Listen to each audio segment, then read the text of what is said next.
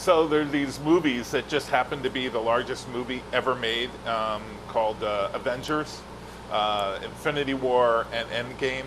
And if we had a robust incentive here, and we had infrastructure here, they would have spent $1 billion here. And that, every time I talk about it or say it, it gnaws at me because it was ours to lose. And I really don't understand, sometimes with the legislature and the community sometimes, like, I don't think we are in a position to say goodbye to $1 billion. That's not important to our community.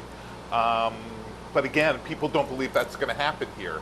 So we have to work hard to create that anything's possible here if you want it. It's not, there's nothing here that you can't do. You have to have the will. Yeah. Spider-Man coming here, right?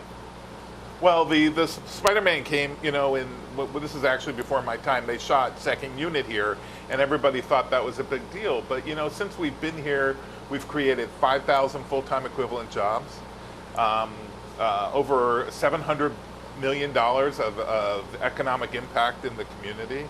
And listen, for every dollar that's spent on this incentive program, $2 is created in the local economy or the economies of Ohio.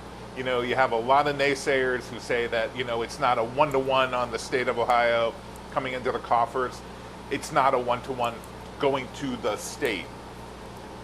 But it's 2-to-1 if you were looking at creating jobs, investment in the community, attracting people to the state of Ohio, and dollars. And we have to stop thinking, we have to stop thinking with blinders, and we have to think bigger.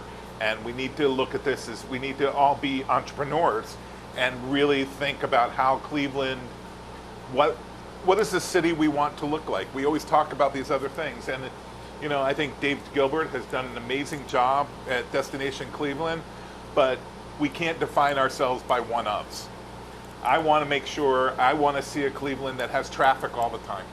I want to see a Cleveland that anybody that wants to work in this industry any day of the week has that opportunity, and because there's a street closure, that means something's happening here.